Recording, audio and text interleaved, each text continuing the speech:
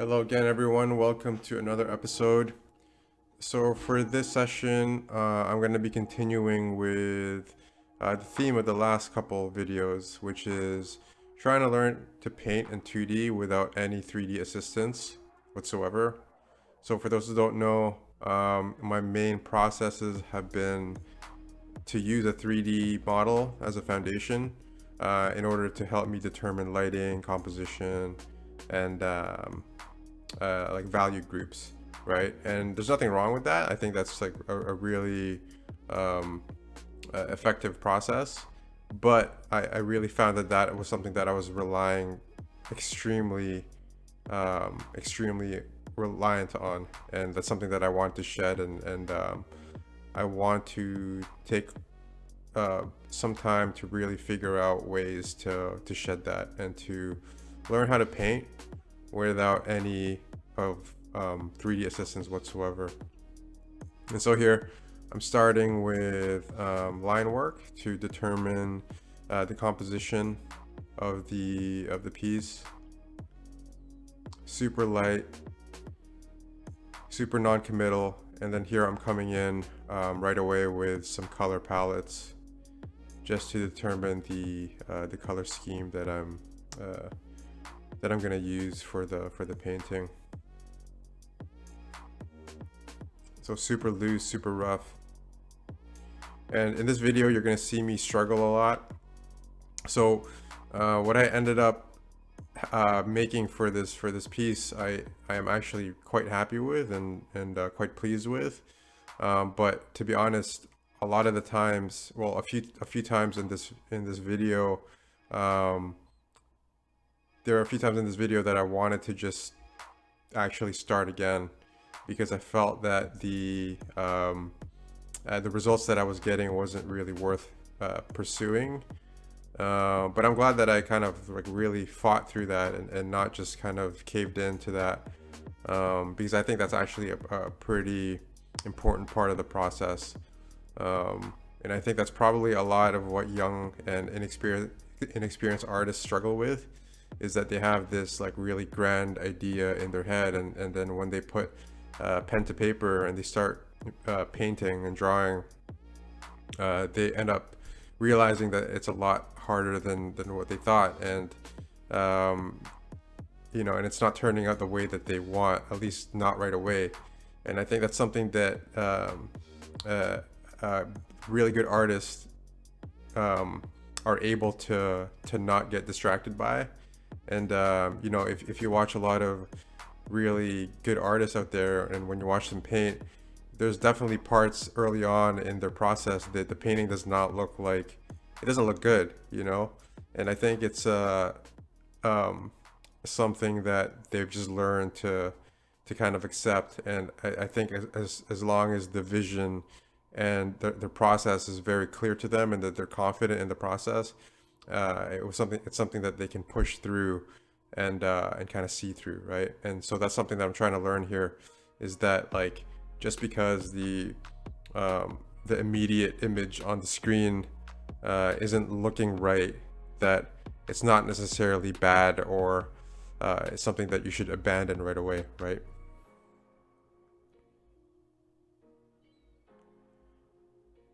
So here I'm trying to use like new techniques here. I don't typically use the lasso tool.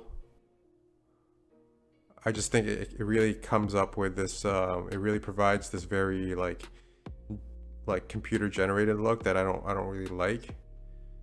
But yeah, again, in this video I'm trying a bunch of different things, stumbling, struggling, making a lot of mistakes. But yeah, at the same time, like finding really small victories, and like the really small things that I'm like, hey, you know what, that's actually turning out really cool. And then that is enough to encourage me to keep going,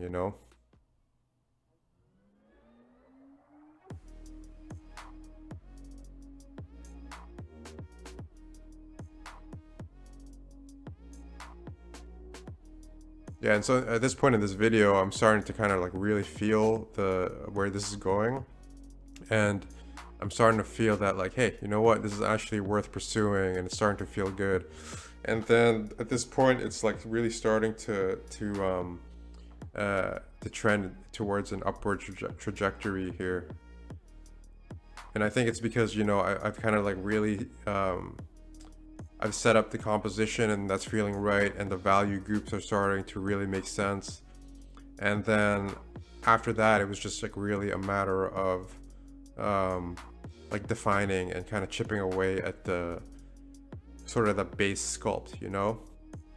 And that's something that I wanted to mention too, is that like I realized painting is not uh, it's not really like drawing. It's a lot more like sculpting, and you're sculpting with colors and values. You're like carving away at it, um, as opposed to drawing.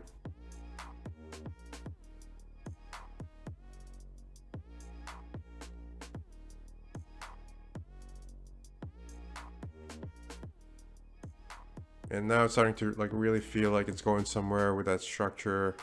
That focal point is starting to feel really promising, at least to me at this point. That it's really encouraging me to pursue and to keep going. And another aspect too is like being able to let go, and you know, not everything needs to be articulated, and you know, you don't need to zone into every single detail in order to define it and to make it like visible to the viewer.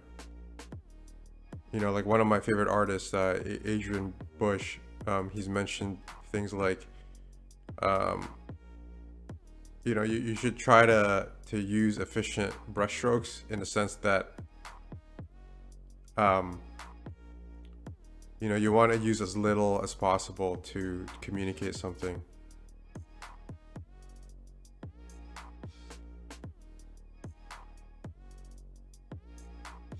So here I'm trying to move into the foreground here.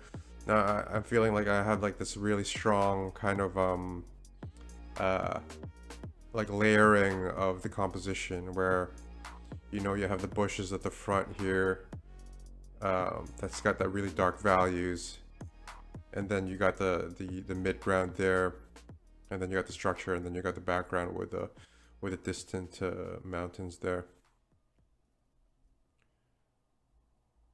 So I felt like, yeah, like with this piece, it was just really trying to like break through at the very beginning, where everything is like looking really rough and very discouraging, because you have no idea where it's going. And I think for me, that was the most difficult part. But then once I kind of pushed through and persevered, and things started to make a little bit more sense, because there's a lot more structure in the image. I was able to kind of just like, you know, say like, okay, like this is where I see this going, and you know, um, and then at that point, it was just really a matter of defining things, because all the scaffolding has been built, and you know, the fun part kind of starts where you kind of just start detailing things, kind of like what I'm doing here right now.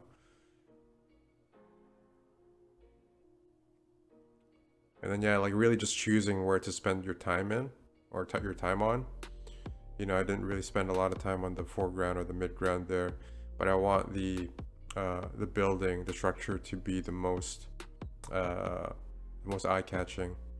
So that's where I put a lot, or the most attention to, most contrast, um, a little bit more color, just a lot more value ranges to kind of really make it pop.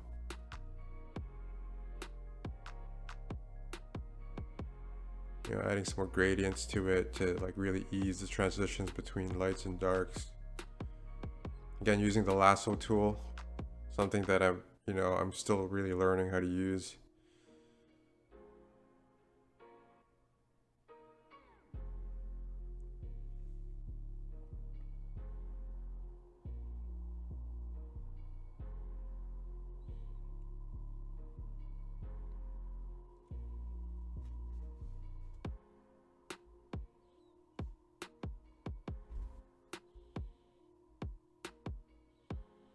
Yeah, so adding some accent colors here. Again, I want that building to really pop, and to catch the eye the most out of everything. So a little bit of color to again like uh, apply contrast.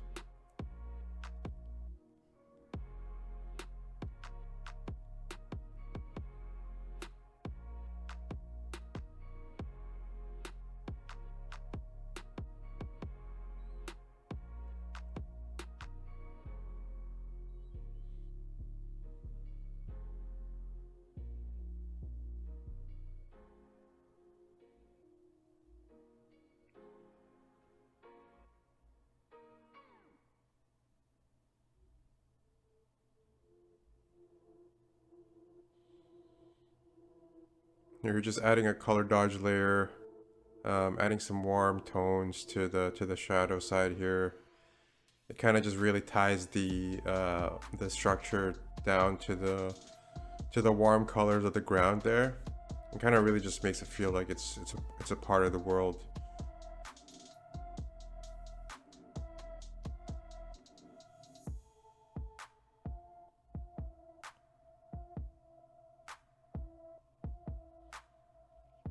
If you notice on the right there, like my layer stack is just crazy. Like I just add layers. Like I'm not ashamed about adding as many layers. I don't even name it.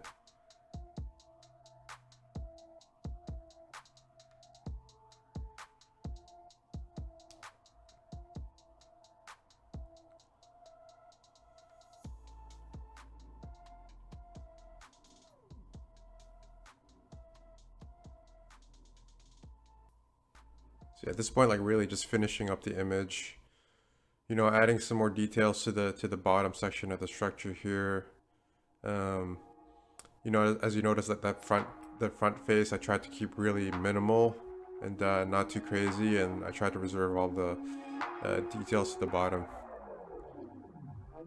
And yeah, that's it for this session. I hope you enjoyed that. I certainly did. If you have any questions, comments, please leave a comment, and I'll see you next time.